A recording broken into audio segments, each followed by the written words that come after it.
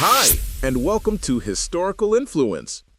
Here, we explore amazing stories of people and events that shaped our history. Join us to learn, discover, and get inspired by the past in a fun and engaging way. Michelangelo Buonarroti, or Michelangelo di Lodovico Buonarroti Simoni, was an Italian sculptor, painter, architect, and poet of the High Renaissance.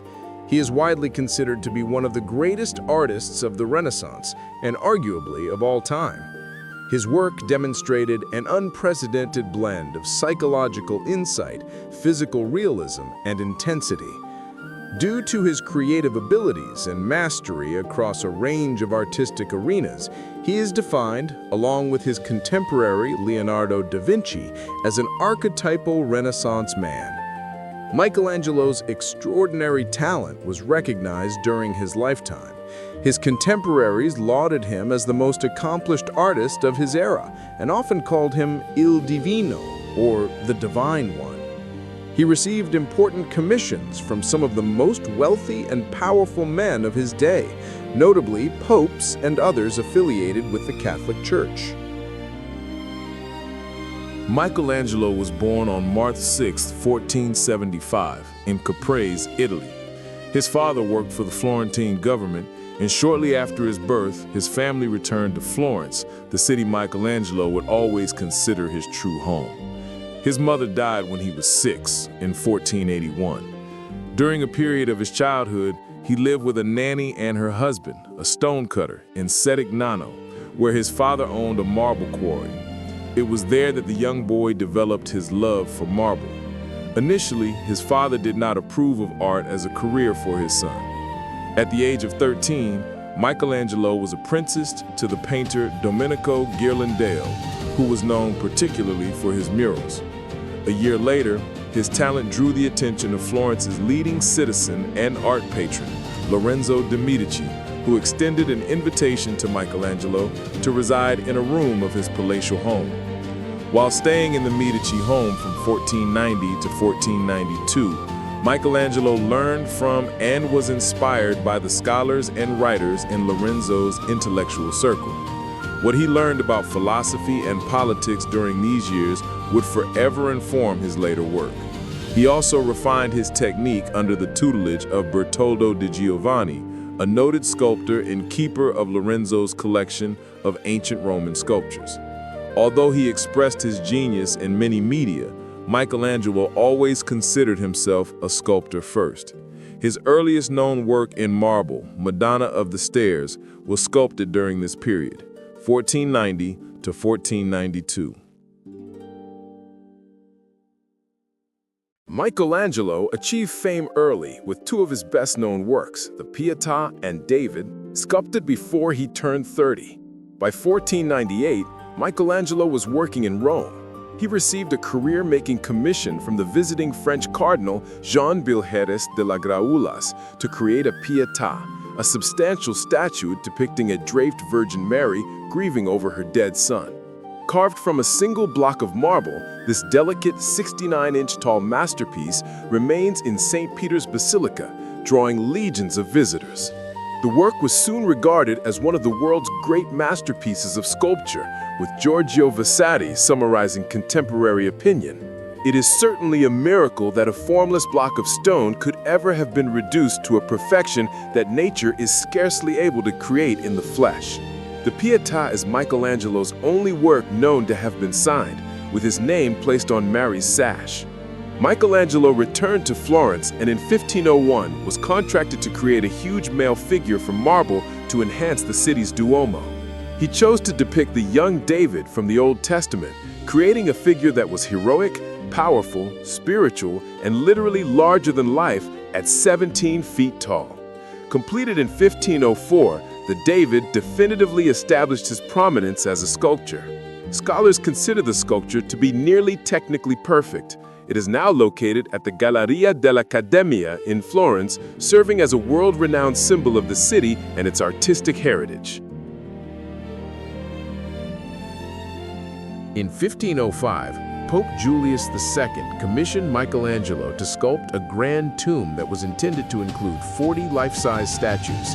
The artist began the work, but the Pope's priorities shifted due to military disputes and scarce funds. The tomb project was put aside, though Michelangelo continued to work on it, off and on, for decades. However, in 1508, Julius II called Michelangelo back to Rome for a less expensive but still ambitious painting project, depicting the 12 apostles on the ceiling of the Sistine Chapel. Michelangelo was reluctant but persuaded the Pope to give him creative freedom, proposing a different and more complex scheme. Over the course of 4 years, 1508 to 1512, Michelangelo painted 12 figures, 7 prophets and 5 sibyls, mythological female prophets, around the border of the ceiling. He filled the central space with 9 scenes from the book of Genesis. The narrative is divided into 3 groups: God's creation of the earth, God's creation of humankind and their fall, and the state of humanity as represented by Noah and his family. The monumental composition covers over 500 square meters of ceiling and features more than 300 figures. The most famous painting on the ceiling is the creation of Adam, which is emotion-infused and depicts God and Adam outstretching their hands to one another. The entire scheme awed his contemporaries and has inspired artists ever since. As supporters for the smaller scenes, Michelangelo painted 20 idealized youths referred to as ignudi.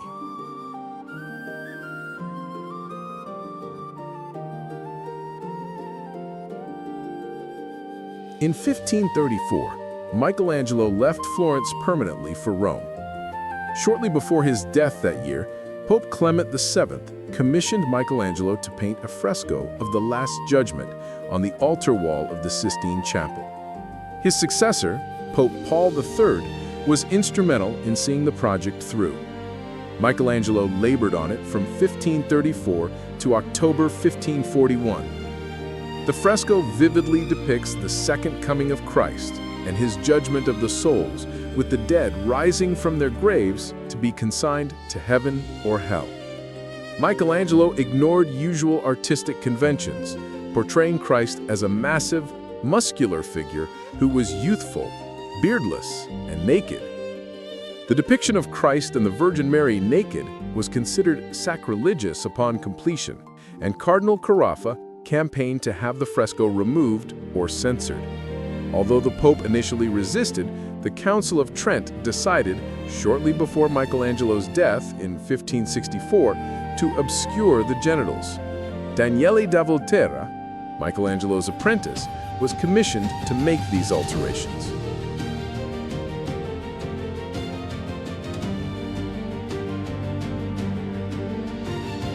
Michelangelo was described as a quintessential Renaissance man who continued to sculpt and paint, though he increasingly worked on architectural projects as he aged.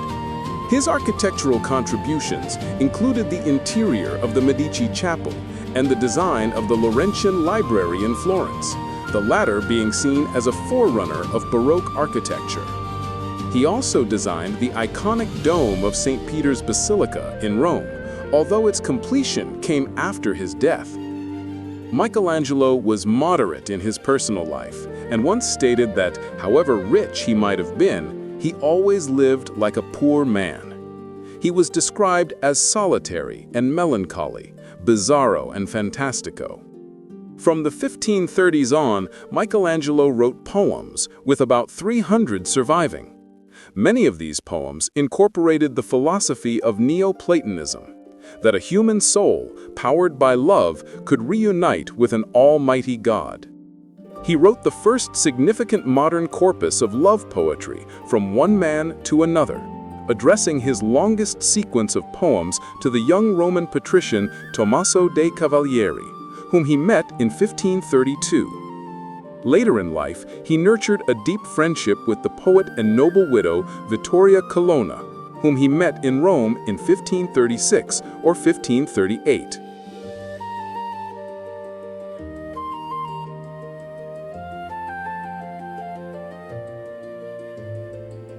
Michelangelo died in Rome on February 18, 1564, at the age of 88, surviving far past the usual life expectancy of the era. His body was subsequently moved from Rome to Florence for interment at the Basilica di Santa Croce, fulfilling his last request to be buried in his beloved city. He is one of the three giants of the Florentine High Renaissance, alongside Leonardo da Vinci and Raphael. His expressive physicality and the twisting forms and tensions seen in works like the Victory and the Medici Madonna contributed significantly to the rise of Mannerism. The unfinished figures created for the tomb of Pope Julius II, known as the Captives, had a profound influence on later sculptors such as Rodin. In architecture, his design of the Laurentine Library vestibule pioneered Mannerist style. His dome for St. Peter's Basilica has been called the greatest creation of the Renaissance and influenced church architecture for centuries, including St. Paul's Cathedral, London. Giorgio Vasari proposed that Michelangelo's work transcended that of any artist, living or dead, and that he was supreme in not one art alone, but in all three.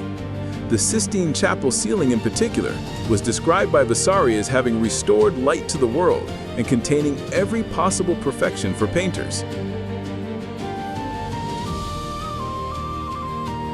Michelangelo's resulting masterpieces, most notably his Pietà and David sculptures and his Sistine Chapel paintings, have been carefully tended and preserved, ensuring that future generations can view and appreciate his genius. Given the volume of surviving correspondence, sketches, and reminiscences, he remains one of the best documented artists of the 16th century. His ability to instill a sense of awe in viewers, his terribilità, cemented his lasting influence on Western art. His prolific career secured his fame as a master across sculpture, painting, architecture, and poetry.